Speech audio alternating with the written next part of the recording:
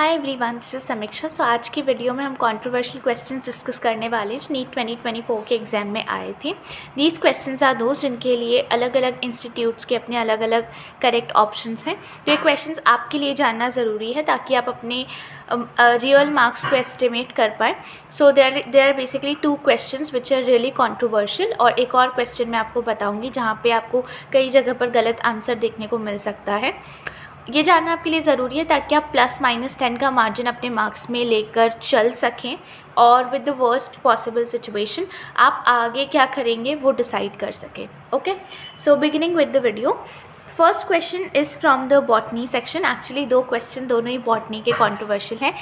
Overall paper was easy to moderate, but botany का section relatively अच्छा था।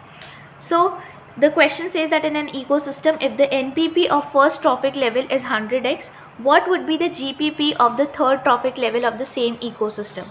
So इसके लिए question जो ऑप्शन है वो 2 और 3 दोनों सही हो सकता है, और ये उसके रिस्पेक्ट में है। देखो यहाँ पर आपको NPP गिवन है फर्स्ट ट्रॉफिक लेवल के लिए, और GPP पूछा है थर्ड लेवल के लिए। सो NPP इज़ बेसिकली जो लेवल बाय लेवल आपकी एक ट्रांसफ़र होती रहती है, करेक्ट।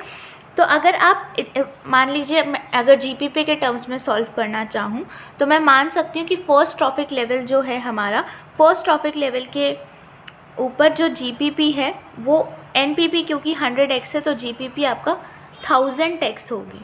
अब अगर आप 1000x लेकर और इसे 10% लॉस से सॉल्व करेंगे सो आपका जो आंसर है वो 10x बनेगा, विच इज़ ऑप्शन नंबर 3।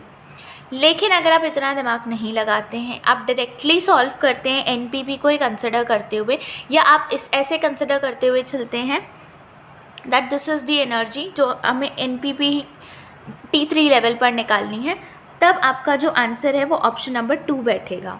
मेरे हिसाब से आंसर जो है, मतलब नॉट मेरे हिसाब से बट ज़्यादातर मैं जैसा देख पा रही हूँ, institutes are favourable for option number 3, और ऐसा होना भी चाहिए।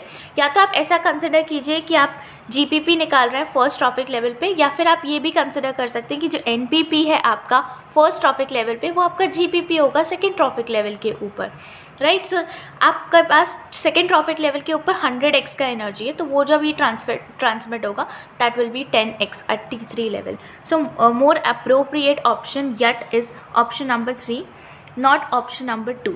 okay, the next question is again from botany which states that mitochondria and chloroplast both double membrane bound organelles हैं। बिल्कुल दोनों डबल membrane bound organelles होती हैं। inner membrane of mitochondria is relatively less permeable and it was as compared to chloroplast। तो देखो क्योंकि outer membrane में पोरेंस present होते हैं, और जनरली भी आउटर मेम्ब्रेन जो है ज़्यादा परमिएबल होता है इनर मेम्ब्रेन से। इट इज़ लाइक जनरली हर जगह पर आप इसको अप्लाई कर सकते हैं, inner membrane will be less permeable than the outer membrane. तो ये बात सही है कि इनर मेम्ब्रेन माइटोकॉन्ड्रिया का रिलेटिवली लेस परमिएबल होता है, बट हम उसको क्लोरोप्लास्ट से कैसे कंपेयर कर रहे हैं उसका कुछ रेफरेंस NCERT में ऐसा नहीं गिवन है। हम ये कह सकते हैं कि इनर मेम्ब्रेन लेस परमिएबल है आउटर मेम्ब्रेन के कंपैरिजन में, बट हम 2 ऑर्गेनेलीज के बीच में जो ये डिफ्रेंशिएट करने की कोशिश कर रहे हैं वैसा डायरेक्ट डिफरेंस NCERT में नहीं लिखा हुआ है।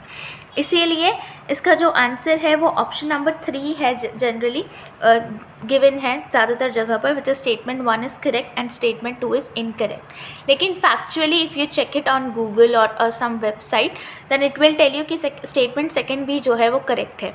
तो अगर आप फैक्चुअली इसे कंसिडर करते हैं स्टेटमेंट 1 और 2 दोनों करेक्ट हो जाएंगे, और अगर NCERT के कंसर्न में आप रखेंगे तो statement 1 is correct and 2 will be incorrect. Okay, so that is the 2 controversial questions.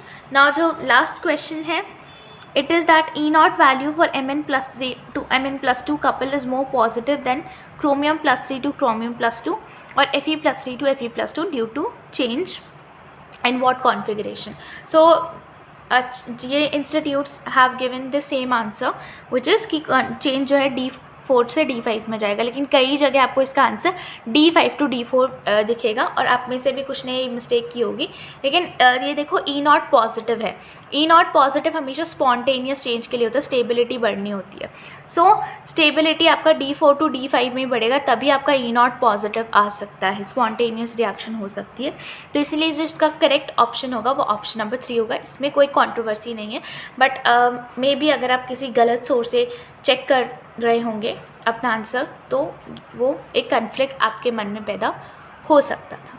So these are the 3 controversial questions. I hope this helps you. Thank you so much.